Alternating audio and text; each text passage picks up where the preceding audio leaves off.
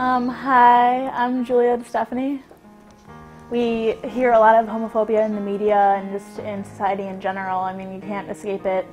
No matter where you go, you hear people using slurs and saying things are gay and stuff like that all the time, so it's really not a surprise. At the Impact program, we conduct research on the health and development of lesbian, gay, bisexual, and transgender individuals. But we also seek to do so specifically by focusing on strengths and resiliencies. In this particular study on the mental health of lesbian, gay, and bisexual youth, we use the developmental resiliency perspective. What this means is that although we ask questions about mental health, psychological distress, and victimization, we began with the question, what's working? What is protecting lesbian, gay, and bisexual teens as they develop into adults? And so we asked lesbian, gay, and bisexual youth between the ages of 16 and 24 about psychological distress and victimization.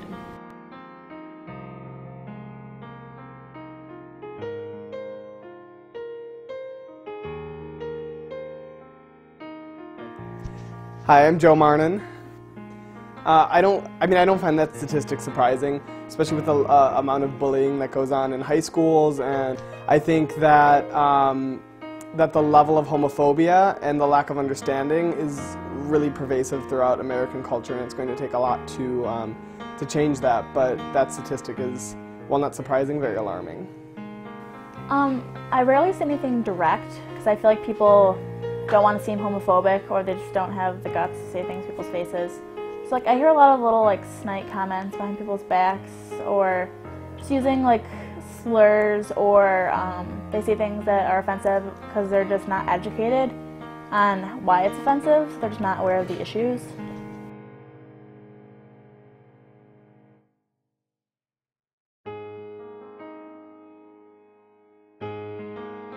I'm Aiden Bettine. The main support system I have would probably be my family. I'm really lucky to have a phenomenal family that really wants me to talk about who I am and discover that with me.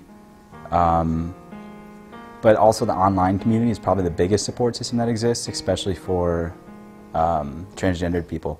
So that's the big one.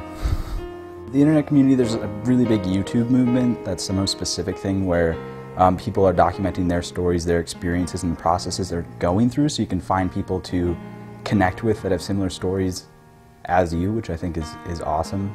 I'm Heidi Cochran. I would say Boys Town in general, like as a community, like I love everybody there, friend or not, just acquaintance.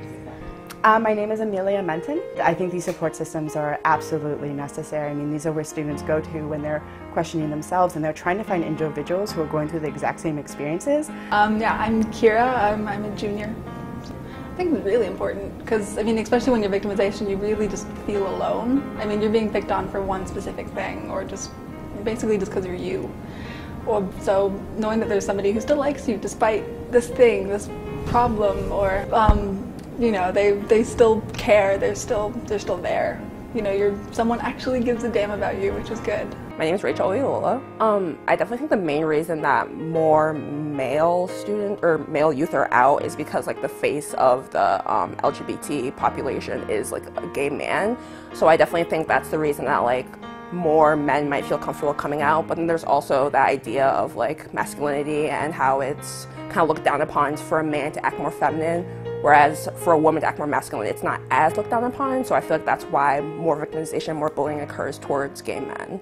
I think the main way to end victimization is education. I think giving individuals the tools with which to change their viewpoints is the most powerful way to stop discrimination and prejudice.